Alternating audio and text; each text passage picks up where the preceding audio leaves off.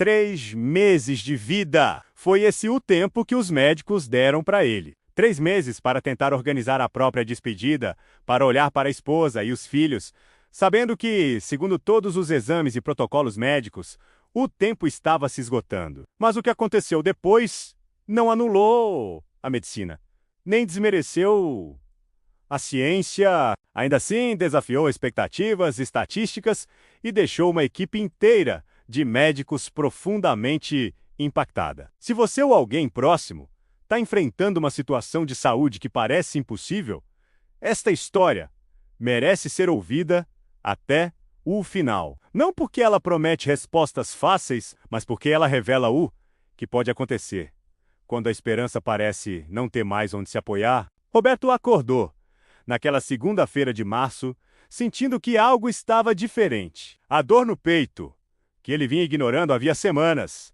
estava mais intensa do que nunca. Não era apenas dor física. Havia um peso estranho, uma sensação de que algo não estava certo. Como muitos homens, Roberto evitava médicos. Sempre acreditou que o corpo dava conta, que o trabalho precisava vir primeiro. Aos 42 anos, pai de 3 filhos, vendedor externo, vivia na correria. O corpo dava sinais, mas ele insistia em não ouvir. Naquela manhã, porém, quando tentou se levantar da cama e quase perdeu os sentidos, a situação mudou. Sua esposa, Ana, que já vinha insistindo em um check-up completo, não aceitou mais desculpas. Pela primeira vez, Roberto percebeu medo nos olhos dela. No hospital, o que deveria ser apenas uma consulta de emergência se transformou rapidamente em uma sequência interminável de exames.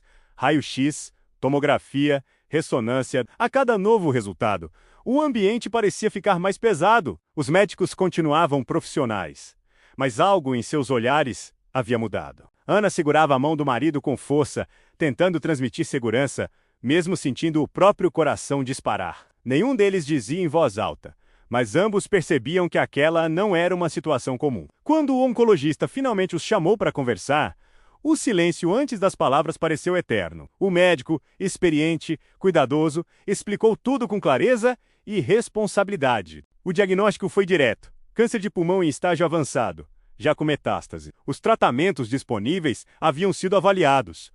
As chances eram pequenas, não inexistentes, mas limitadas.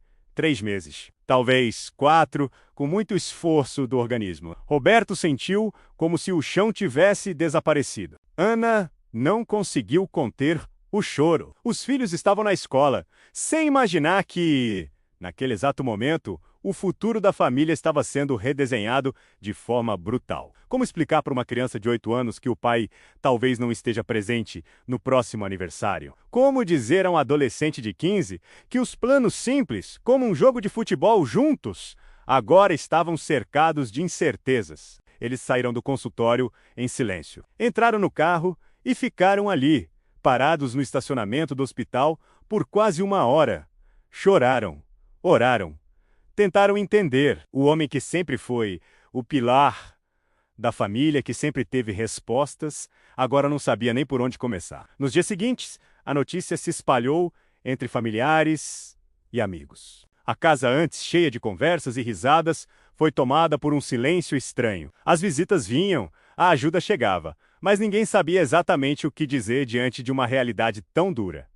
Roberto começou a organizar o que podia. Documentos, seguros, pequenas cartas para os filhos lerem no futuro. Não era desistência, era cuidado, era amor. À noite, Ana permanecia acordada ao lado dele, ouvindo sua respiração pesada, as tosses frequentes, o desconforto crescente. Em silêncio, ela orava, não pedindo milagres grandiosos, apenas força para atravessar o que viesse pela frente. A igreja que frequentavam se mobilizou. O pastor visitou a família, conversou sobre fé, sobre esperança, sobre confiar em Deus mesmo quando as respostas não chegam. Roberto ouvia mais do que falava. Estava cansado, fragilizado, mas algo começava a se mover dentro dele, ainda que de forma quase imperceptível. Mesmo com o prognóstico difícil, eles decidiram seguir todas as orientações médicas e iniciar o tratamento.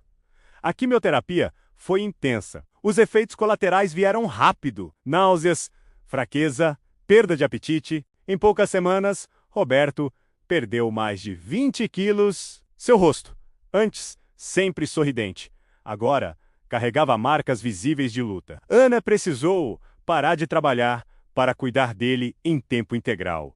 As contas se acumularam, medicamentos, deslocamentos, exames. A pressão financeira se somou à emocional. Amigos da igreja organizaram ajuda, pequenos gestos que mantinham a família de pé, mesmo quando tudo parecia insustentável. Após 6 semanas de tratamento, novos exames foram realizados. Roberto já não conseguia caminhar sozinho. Precisou de uma cadeira de rodas para atravessar os corredores do hospital. O resultado foi duro.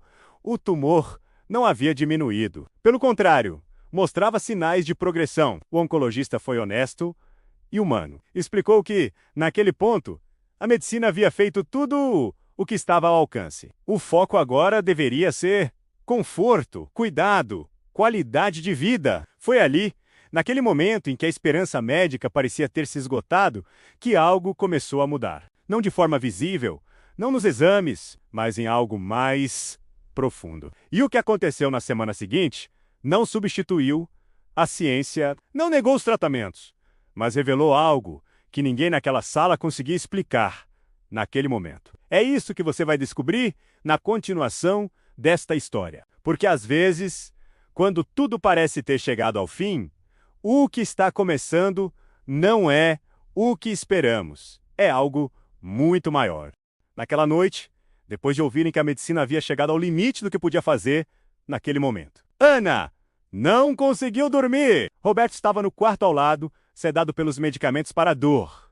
Finalmente, tendo algumas horas de descanso. Ela desceu para a sala, acendeu apenas um abajur e se sentou no sofá onde tantas vezes tinha conversado com o marido sobre planos simples. O futuro dos filhos, pequenas viagens, sonhos adiados.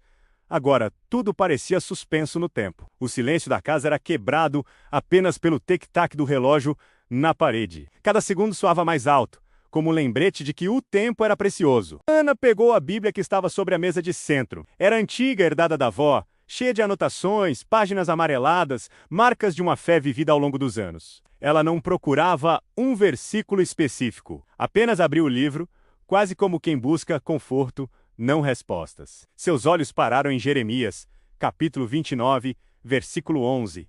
Ela leu devagar. Depois, releu. Algo dentro dela começou a se reorganizar. Não era euforia, não era negação da realidade, era uma paz estranha, profunda, que não apagava o medo, mas o tornava suportável. Se aquela promessa falava de esperança, então talvez aquela história ainda não tivesse chegado ao fim. Ana passou o restante da noite em oração. Não eram palavras bonitas. Eram pedidos sinceros, às vezes confusos, às vezes silenciosos. Quando o sol começou a nascer, ela estava exausta, mas diferente.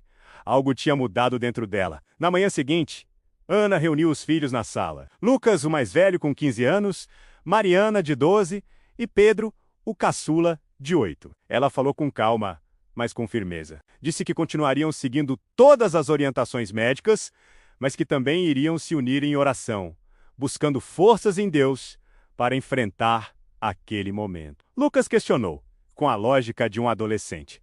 Mas, mãe, os médicos disseram que não tem mais opções. Ana segurou a mão do filho e respondeu com cuidado. Os médicos fizeram tudo o que está ao alcance da ciência.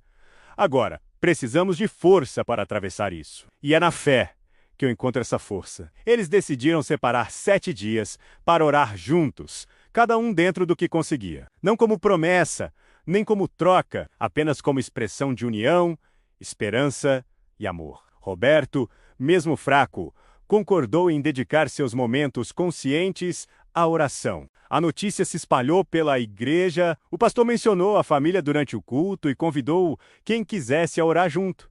Pessoas que mal conheciam Roberto passaram a interceder. Grupos se organizaram. Havia uma sensação coletiva de apoio que fortalecia a família emocionalmente. Durante aqueles dias, pequenas mudanças começaram a ser percebidas. No terceiro dia, Roberto pediu comida pela primeira vez em semanas. No quarto, Roberto conseguiu se sentar sozinho na cama. Eram avanços discretos, mas reais. Ana anotava tudo em um caderno. Não para criar expectativas, mas para registrar o que estava acontecendo. Até vizinhos comentavam que ele parecia mais presente, com um olhar um pouco mais atento. No sexto dia, Roberto sentiu algo diferente no peito. Não dor, uma sensação difícil de explicar, como um desconforto estranho, mas sem sofrimento. Ana ficou apreensiva e ligou imediatamente para o oncologista. O médico, cauteloso e profissional, pediu que levassem Roberto ao hospital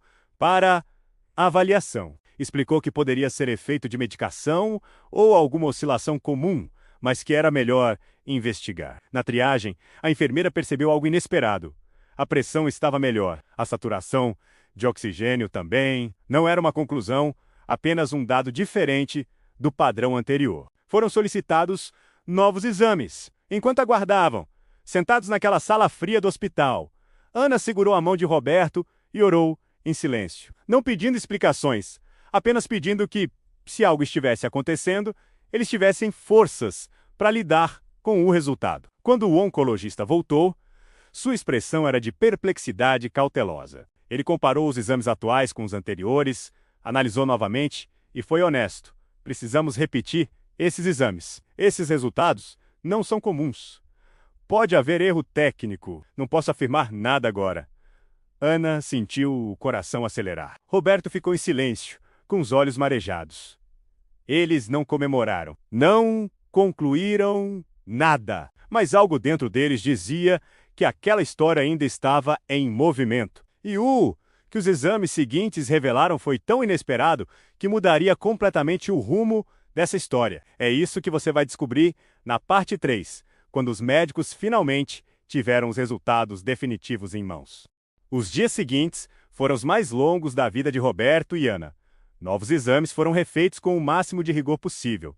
Tomografias de alta resolução, ressonâncias magnéticas, exames laboratoriais completos. A equipe médica queria absoluta certeza antes de qualquer conclusão. O oncologista responsável chamou outros especialistas para revisar o caso. Ninguém queria tirar conclusões precipitadas. O que os primeiros exames mostravam precisava ser confirmado com extremo cuidado. Enquanto aguardavam, a família continuou unida em oração. Não mais como um pedido desesperado, mas como uma forma de lidar com a ansiedade e a expectativa. Roberto acordava cada dia sentindo-se um pouco mais disposto. A dor intensa que antes o acompanhava havia diminuído consideravelmente. Ele conseguiu, depois de semanas, descer as escadas sozinho. Ana ligava para o hospital diariamente. A resposta era sempre a mesma. Os médicos ainda estão analisando. Assim que possível, entraremos em contato. Até que, numa quinta-feira pela manhã, o telefone tocou. O consultório pediu que Roberto e Ana comparecessem ao hospital naquela tarde para uma conversa com a equipe médica. No caminho, o medo e a esperança caminhavam juntos. Roberto vestiu uma camisa que havia meses não conseguia usar. Ainda estava larga, mas menos do que antes. Ao se olhar no espelho, algo chamou sua atenção. Ele não via mais apenas cansaço, havia algo diferente no olhar. Ao chegarem, foram conduzidos a uma sala maior. Não era o consultório habitual. 4 médicos os aguardavam. Um oncologista responsável, 2 colegas especialistas e uma radiologista. O ambiente era sério, respeitoso, quase solene. O doutor iniciou a conversa com cautela. Explicou que o caso havia sido analisado repetidas vezes, que especialistas externos haviam revisado os exames, que, em décadas de carreira, ele raramente tinha visto algo semelhante. Ele então mostrou as imagens no visor. Exames antigos de um lado, exames recentes do outro. As áreas comprometidas haviam diminuído de forma significativa. Algumas lesões praticamente não eram mais visíveis. Um dos especialistas explicou com linguagem técnica, mas honesta. Dentro do que conhecemos hoje, isso se enquadra no que chamamos de remissão espontânea. Ainda assim, é algo extremamente raro, especialmente considerando a agressividade inicial do quadro. Roberto, com a voz embargada, perguntou: "O que isso significa agora?" O médico foi cuidadoso. "Significa que o seu prognóstico mudou. O acompanhamento continuará rigoroso, mas o senhor não é mais considerado um paciente terminal. Ana não conseguiu conter o choro. Não era euforia. Era alívio acumulado. Era o peso de meses sendo finalmente liberado. Roberto a abraçou, ainda incrédulo, enquanto os médicos permaneciam em silêncio respeitoso. A radiologista comentou algo inesperado. Na medicina, aprendemos a trabalhar com padrões, mas há momentos em que precisamos admitir que não sabemos explicar tudo. E este é um desses casos. Nos meses seguintes, Roberto continuou sob acompanhamento constante, exames mensais, depois espaçados. Cada novo resultado confirmava a regressão da doença. Após um longo período de observação, os médicos registraram a ausência de sinais ativos do câncer, mantendo o acompanhamento preventivo. A vida começou a ser retomada, passo a passo.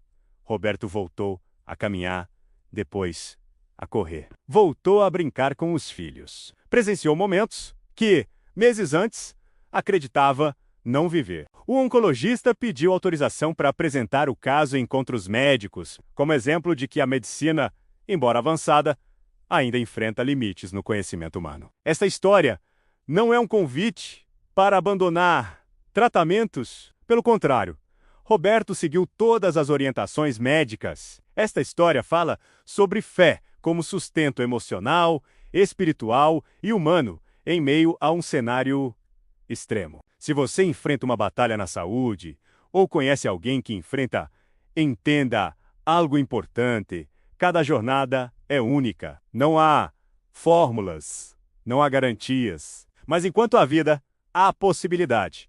Continue buscando tratamento. Continue se cuidando. E, se a fé fizer parte da sua vida, permita que ela seja uma fonte de força, não de culpa ou cobrança. Se essa história falou com você, compartilhe com alguém que precisa de esperança hoje. Inscreva-se no canal para acompanhar outras histórias reais de superação, fé e resiliência. Obrigado por permanecer até aqui. Que a história de Roberto te lembre de algo simples, mas profundo. Nem sempre temos todas as respostas. E tudo bem. Às vezes, a maior vitória é continuar acreditando, mesmo quando o caminho parece incerto. Nos vemos no próximo vídeo.